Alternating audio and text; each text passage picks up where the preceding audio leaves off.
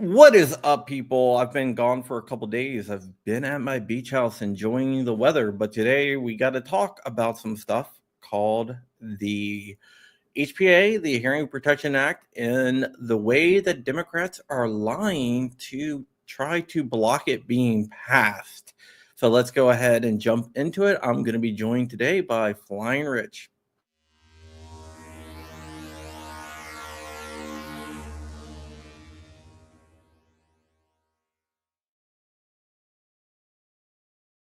And I'm joined by Flying Rich here. How you doing, Rich? Good deal, Crumpy. How's it going on this Friday? It's going pretty well. Are you preparing for Flag Day, Trump's birthday, the 250th anniversary of the military, and No King's Day? Yes. Yeah, I'm Oh, not. and my anniversary. And your anniversary. Happy anniversary. All Thank you, right. Crumpy. So let's go ahead and jump into the HPA where we stand. Right now, it still looks good for the HPA, Section 2, and it also is looking better and better every day for Section 3. Section 2 would remove. What are you typing? Sorry, new keyboard because I left my keyboard out in the rain.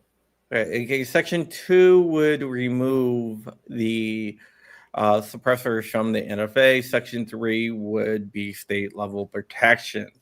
So right now, that is still looking good. It is still looking good, even though Democrats are trying to stop it. And we're going to get into the short act in a second. But the way that the Democrats are trying to stop it, and this should give everyone hope because it shows that, for one, they don't really have a way to stop it, but they are trying to claim that it violates the bird rule. And the way that they're trying to claim that it violates the bird rule is because they are claiming that it would remove background checks from the purchase of suppressors. Now, that's not true because when you buy a suppressor, you go through a NICS background check. The NFA process, you go through a NICS check as well. So you're still going through NICS no matter what. It's just when you buy a suppressor, you're going through twice. It's like a redundant check. So by removing the first check, you really don't lose that background check. But the Democrats are claiming that that's what happens. So, and they're claiming that's what makes it violates the bird rule. And they're doing that to try to mislead people. What's up, Tundra Tactical out there? They're trying to mislead people because that's the only way that they can stop it is by if it changes policy instead of the tax component. Which, if it removed a background check, maybe you can argue that changed policy, but it doesn't actually remove that background check. But they are going to tie it to that, but it does not violate the bird rule. And I think that they're going to lose, but they are trying to lie to the American people. And I'm saying lie, I'm not saying, oh, maybe they just misunderstand, because I'm sure that they understand that it doesn't violate the bird rule if no background checks are removed. But they are going to try to claim that because they have no other choice. And yes, you're right. Birds cannot vote. And Fryer, I'm going to go pick up your guns when I'm back into town.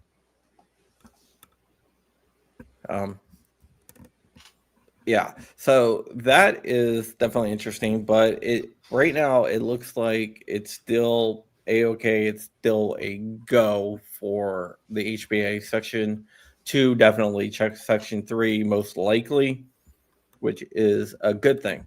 Now, with that said, I want to ask Rich, why do you think Democrats are lying? Do you agree with me, or is there something else?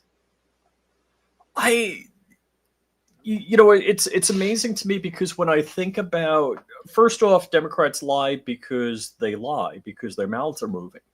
um I don't understand why anyone has a horse in the race with suppressors because just like the Glock 7, It's a unicorn. It's mythological. There in Europe, you can get a suppressor the same way you get a firearm, and it's considered rude in Europe to hunt without a suppressor. In a lot of countries, there's actually it's a hell of a lot easier to get a firearm. I mean, get a suppressor than a firearm. And so I just think one there I think it's like any giving an inch to the gun community is the line of death. They will not cross that. They will not give an inch even on something as stupid as that.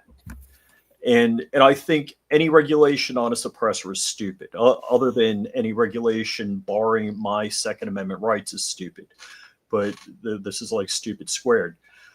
I think they don't understand what a suppressor is. I think they've watched too many movies, just like the Undetectable Firearms Act as a result of the porcelain Glock 7 from Die Hard 2.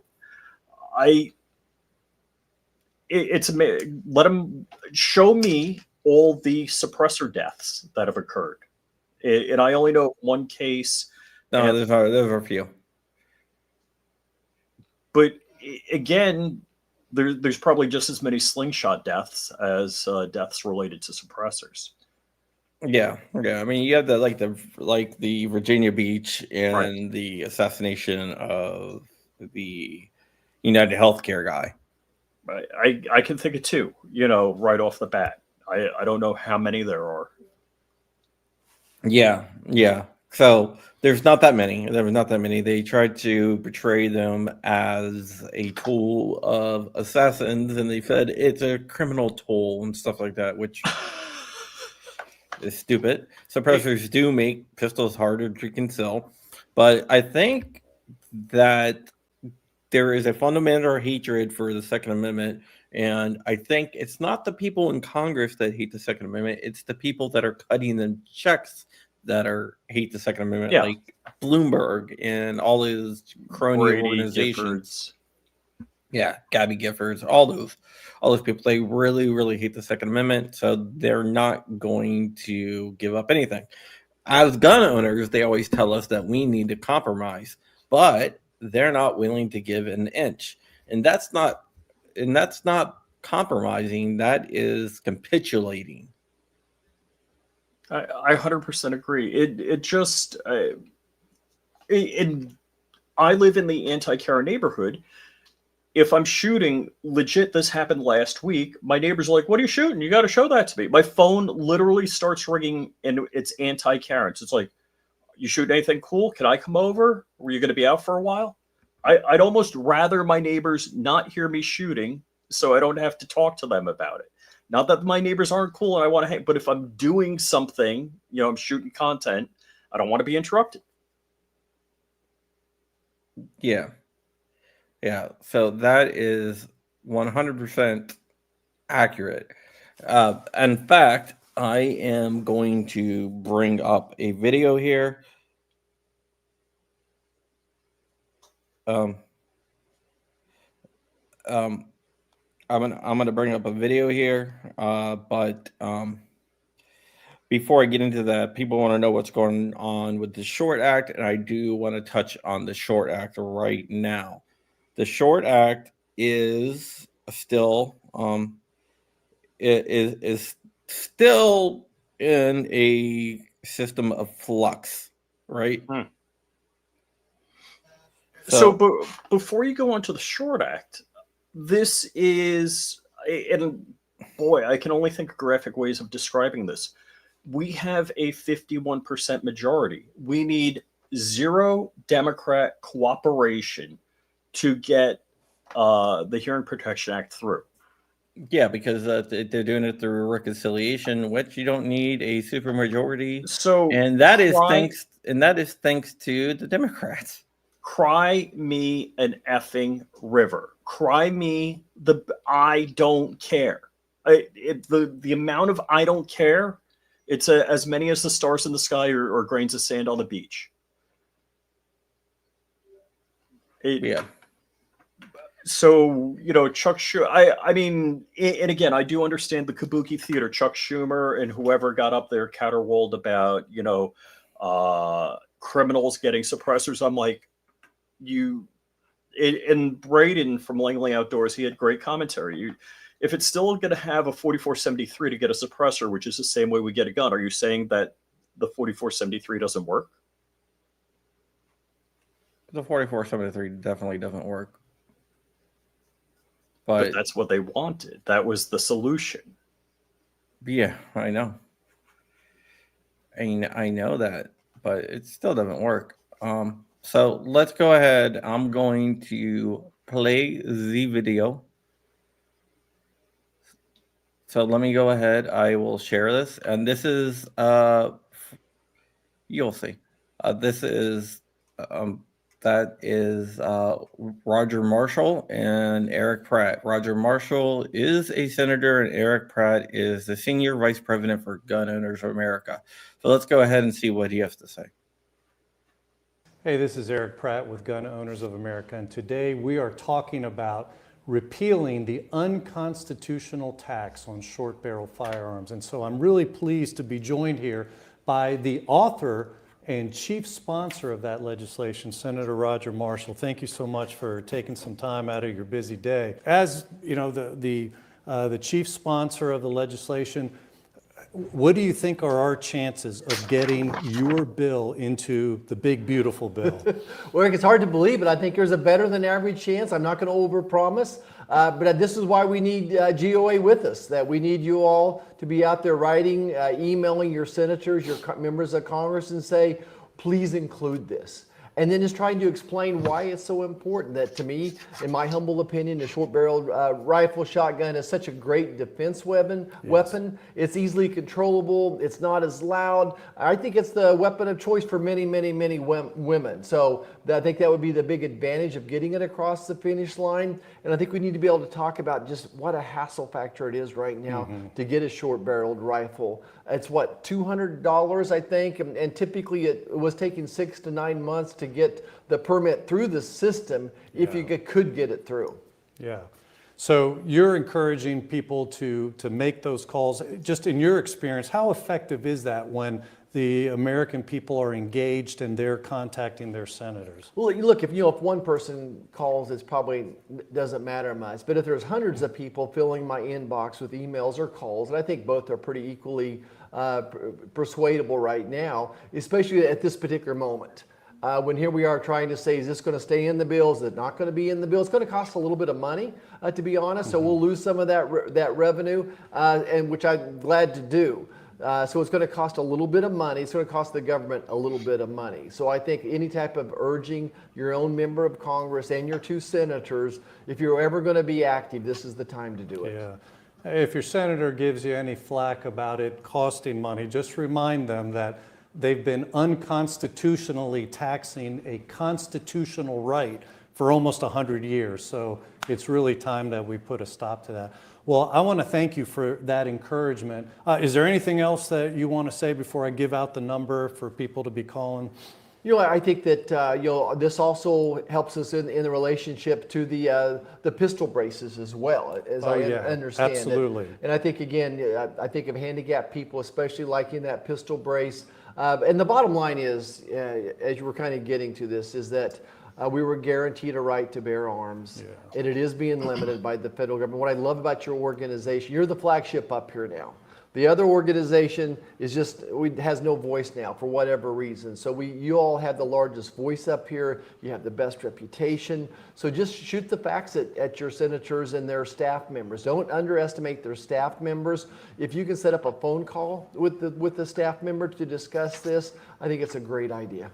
Well, I really appreciate you bringing up the fact about the pistol braces, firearms, because Senator Marshall's Short Act will forever put an end to a future president doing to us what Joe Biden did, where he weaponized the NFA to ban up to 40 million firearms. So taking the tax out of this and defanging it this way is the way to go. So if you would, if you're hearing this, you've heard what the senator said. Phone calls are crucial, even emails, but phone calls, if you would, 202-224-3121. Please make that call. It's really important. Encourage your senators to support adding the SHORT Act to the big, beautiful bill. I want to thank you so much for watching, and thank you again, Senator. Eric, what was that number? 202. 224-3121. There we go. We got it. All right. Make that call. Thank you. All right, guys. So you heard it. The SHORT Act, we're close. We are very, very close to getting the SHORT Act included. We need that final push from every one of you guys. Every one of you. I'm pointing at you. You. We need the final push to get this included. We are on the precipice of having the biggest victory in two-way history inside Congress. And we're right there at the finish line. We just need to push it over the finish line. And we need every one of you guys to help out do that. And I'm sure you guys can. So who should we be calling? Your senators or congressmen, if they're Democrats like mine, you might want to call the finance CREPA and the other people in the finance committee and ask them to. Okay, so now I know if I don't know anything but the zip code where I live and I don't know who my congressman or senator is, I can call this number, say, hi, I live in the zip code, connect me to my senior senator. You have a senior and a junior senator, and you can leave a message and be nice and polite about it. If they want to talk to, like, is there a majority leader, a whip? Yeah, you can talk to the Senate Majority Leader or the whip. The whip is so you want to talk to like John Thune, who is the Senate Majority Leader, but I think he's pretty much on our side. But it never hurts. Just having his back. It's like, hey, we got your back. And the key is, one, you're not going to talk to the senator. You're going to talk to a staff member. So be kind, polite, be brief about it, and just let them know, hey, we support the SHORT Act. We support the Hearing Protection Act. Please, include Section 2, Section 3 of the Hearing Protection Act. Please include the SHORT Act. Yeah, you might want to also talk to Senator Barrasso, who is the Republican whip. A whip is basically like an assistant majority leader, but they call them whips. So you might want to do that. So right now, would we be calling the House or just the Senate? Just the Senate right now. Just the Senate. And Johnny Three Bar does a super good job of getting all this information out.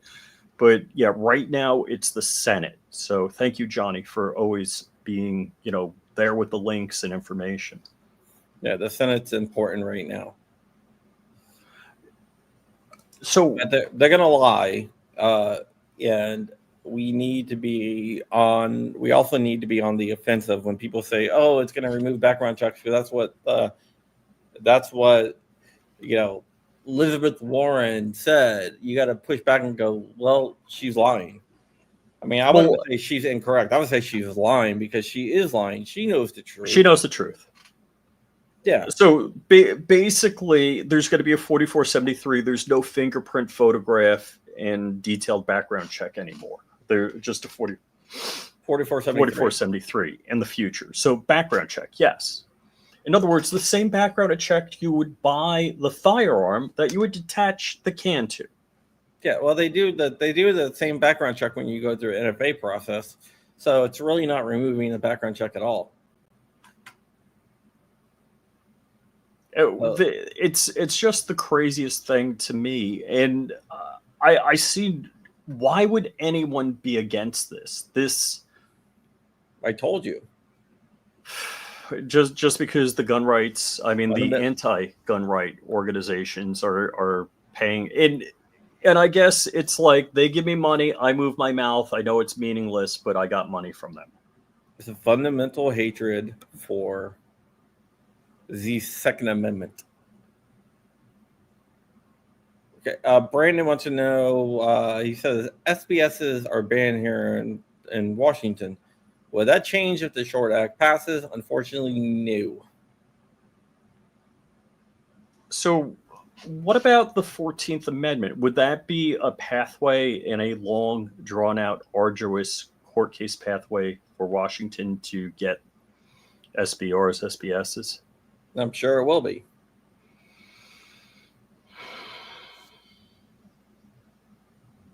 I'm sure it will be. The 17 states that, yeah, they can fight. They can fight the suppressor thing, but they're going to lose. But yeah, there's a 1937 court ruling that said the NFA is a tax. A Supreme Court ruling. NFA is a tax. So, walks like a duck, quacks like a duck. Well, the Supreme Court is like the highest court in interpreting law. Congress passes them, the Supreme Court interprets them to see if if the Supreme Court made that determination, then it is so, period. Yeah, 1937, there was a case. So, is there any influence the Democrats could have on this? Well, they can keep on lying. But we don't need their votes. Yeah. And I guess the only possible, like, I'm just trying to think this way through now, like I'm trying to give the Democrats a way. But the only possible way I can think is they could say, well, in the future, when it comes to this, we won't listen to you. You know, when we're in power and there's some reconciliation thing, but they never do anyhow. It's not like it happened in the past. Well, they're the ones who took away the veto of reconciliation bills. So you made your bed. Now you're going to have to lie in it. So are you saying we're playing by the rules that they have established? Correct. So they made their bed and they don't want to sleep in it. Correct. So here's my only possible scenario that annoys the F out of me. Somebody memed it yesterday, I believe, is that the Republicans, so first 2 years of Donald Trump, they're like, oh, reelect us in the House and Senate, and then we'll do these things for you. And I was shouting, F you, do it now. Don't hold the carrot in front of me and say, oh, if you reelect me next time, I will gladly pay you on Tuesday for a hamburger today. It's like, no, F you. And Chris Bull said he just emailed his 2 senators. Good deal. So the thing that bothers me is what if Congress, the House and the Senate, do this, what can they offer us in the future? You know, concealed carry reciprocity, constitutional carry nationwide, what? Yeah. Because the concept is always that there's power in no. There's power in saying no, and here, do me a favor of some sort, and I will give you what you want. Yeah. What we need to do is we always talk about Democrats trying to get off get Democrats getting off the Democratic plantation, but we need to get off the Republican plantation. And people like Brian Fitzpatrick need to go. John Cornyn, you need to go. David Kustoff, see ya. Anyone who votes against our rights needs to go. And that is, I mean, that's what we need to do. We need to remind them that they're not our leaders. They're our representatives. And I think that gets lost. People think of them as our leaders. They're not our leaders. Mm-hmm. We're their leaders. We tell them what to do. They represent our wants. So I guess the words of encouragement are, whatever we have done by calling and calling and calling and telling them this is what we want have basically put their back to the wall that they have not gotten cold feet on it. We need to keep it up. Keep the pressure up.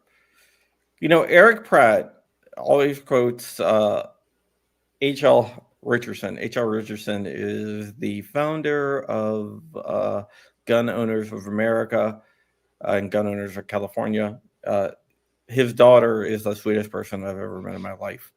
And I know that they watch, her and Sam, her husband, they both watch the channel. So, yeah. But he used to say, and Erich Pratt always quotes him, when they feel the heat, they see the light. Amen. So let's keep that heat up and make them see the light. Let them know that we are not taking their BS anymore. They're going to do what's best for us. And yeah, Mitch, keep calling, flood them with calls. Do not stop until it's passed. Now, the other thing that I saw, Braden, Langley Outdoors. I keep doing that. Braden said, maybe you have commie libtard senators. Go to X and pick 2-3 Republican senators and tell them you support these things, because they're not going to know whether you're a constituent or not. Yeah, go to X. Go anywhere you can. Just go. Just hit them up on all social media platforms. Blow up their emails. Blow up their phones. Just pressure other people into calling. Have you called today? I have. Rich, have you called today? Yes. Do it every day. I call my senators who are liberal idiots, but I still call them anyway. So phone calls, any kind of social media. X is a good one because it's easy to find your senators and Congress critters. Hell, blow them up. I went to Blue Sky, even though my account keeps on getting banned every time they figure out who I am. I never really posted anything on Blue Sky. They just banned me. They just don't want me on there. They must have, a list. I'm pretty sure they do, because I got banned like boom, like that. Like I made an account and I was banned like 24 hours later without posting anything. So I'm pretty sure they do have some type of list. But other than that, I think that's pretty much it for today, guys. Keep it up. I will get a stalking charge. It might be worth it if we get suppressors, SBRs, and SBSs off that list. Can I talk about one other thing? You can talk about whatever you want. It's your show. True. There was a shooting on the Vegas Strip. I linked it to you. Rich got me banned from there. I linked it to you. Zanti, you got to tell me what happened. I'm not banned from Armed Scholar. Maybe I am. I don't know. Here it is. I'm going to do this because this is kind of crazy. So this is like the Kings of Tupelo, Vegas style. No, it's not quite. I got to play. No, but there's a shooting right on the Strip. The dude got whacked. This is the two YouTubers, right? Yeah. Well, that's the whole thing. It started as a YouTube beef. So one of the guys, he was live streaming on the Vegas Strip. The other guy saw that he was live streaming on the Vegas Strip, and I'll play the video. Just give me 1 second here. I'll play the video. But but they were beefing, and one of them ended up killing. Are you saying I got to watch out what I do on the internet? He might have somebody named Anthony coming after you. No, but no. Look. Check this out. So, actually, I'm gonna mute it because there's copyrighted music. And watch. So this dude's live streaming, right? Bop, bop, Oof. bop. Pulled out a gun. Now, Dude. is the girl in the foreground the guy's wife? Yeah. So here's one of the things that I'm kind of like. Both of these guys are married, right? Yes. The dude took his wife with him. So yeah, he shot his wife too. Usually, people that are married are a little more stable. Yeah, but the thing is, this is just YouTube, right? That I mean, So- it's just people get too upset, and it's Can not you worth give the it. background? Because I don't think people know the background of the story All about right. who the two personalities are. So the two personalities, one guy, they're both like live streamers, right? And one guy, his whole entire shtick is making fun of this other guy. Now, Yeah, doesn't one guy have a lot of subs and the other guy has nearly no subs? yeah, yeah. So he makes fun of And he the would other guy. pay the other guy, the low sub guy, to do things. Yeah, yeah, and make fun of him on his own channel. Well, that guy was apparently not mentally right, and saw that was happening and tracked him down to the Vegas Strip where the guy was lived at, and the guy was like, "Oh, I'm coming. You know, if you want to mess with me, I'm gonna be in Vegas. Blah blah blah, where you live at." So the And other guy drove with his wife, the perp drove with his wife from California, yeah, which is like, depending on where you are, like a 4-hour drive to Vegas. it was like a 3-hour drive, I think, 3-hour drive. where he was. And then tracked him down by watching his live stream and shot him. Oh,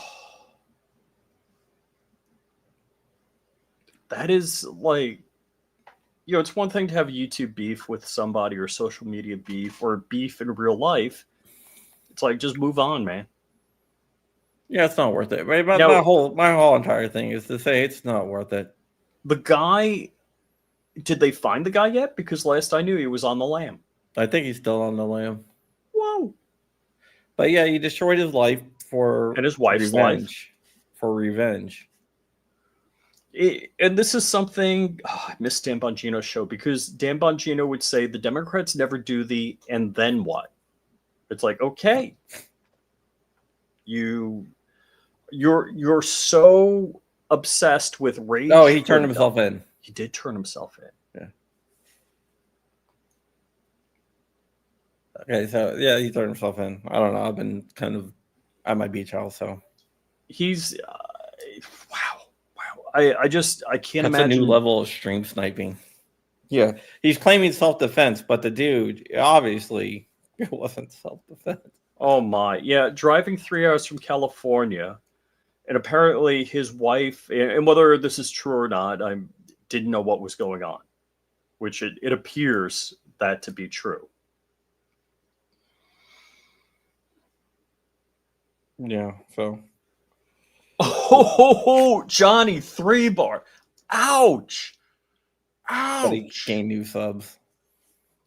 Ooh.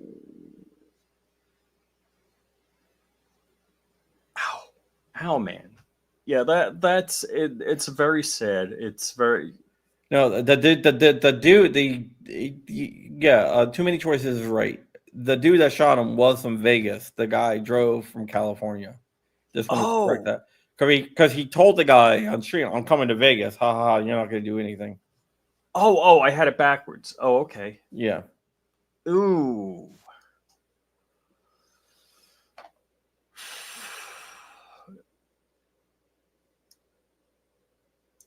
Ooh, the Sentinel. Maybe not new subs, but plenty of pen pals. Ouch. Ouch. Speaking of pen pals in jail, any news on Matt Hoover? Not that I know of. Because for a while it seemed like we had a lot going on, and then it just kind of. Yeah. I'll talk to you offline about it. Okay.